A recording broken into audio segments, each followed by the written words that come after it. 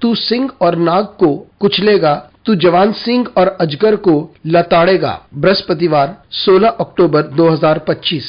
आज के मनन के लिए मैंने आप ही के लिए चुना है एस्थर अध्याय 6 और उसका 3रा वाक्य। तब राजा ने पूछा, इसके बदले मुर्दके की क्या प्रतिष्ठा और बड़ाई की गई? राजा के जो सेवक उसकी सेवा टहल कर रहे थे, उन्होंने उसको उत्तर दिया, उसके लिए कुछ भी नहीं किया गया। आपका दिन आशीषित हो। जब आप भलाई का कार्य करते हैं तो उस वक्त हो सकता है आपको प्रतिफल ना मिले, लेकिन सही समय पर परमेश्वर अवश्य आपको प्रतिफल देगा। आइए इस वाक्य पर मनन करते हैं। आज की सुबह का विषय है, अब तक उसके लिए कुछ भी नहीं किया गया है। यह एस्थर और मुर्दकाई की कहानी है। मुर्दकाई ने एस्थर की मदद की ताकि वे राजमहल में प्रवेश कर सके। वो रानी बन गई, लेकिन मुर्दकाई अब तक फाटक पर ही खड़ा रहा। एक बार दो लोग जो राजा के लिए कार्य करते थे, उन्होंने राजा के खिलाफ एक षड्यंत्र रचा था। मुर्दकाई ने इस षड्यंत्र के बारे में सुन लिया था और उसने इस बात को बता दिया। यह बात सत्य पाई गई और उन दोनों को मौत की सजा मिली। लेकिन जिस कार्य को मुर्दकाई ने किया था उसके लिए उसे कोई प्रतिफल नहीं मिला था। लेकिन एक रात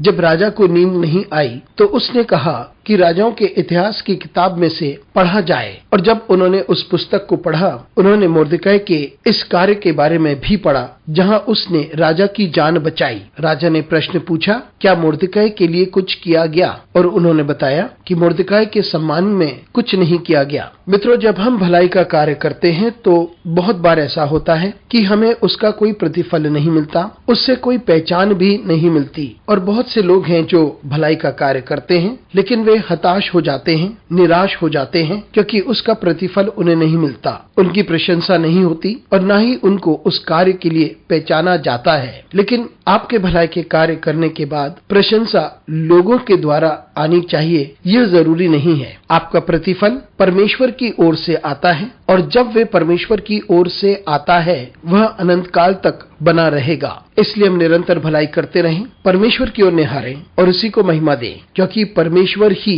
हमें प्रतिफल देता है। अनुग्रहकारी परमेश्वर स्वर्गीय पिता, हम तुझे धन्यवाद देते हैं। हमारी सहायता कर परमेश्वर, ताकि हम निरंतर भलाई करते रहें और तुझ पर भरोसा करते रहें। यीशु मसीह के नाम से मांगते हैं, आमीन।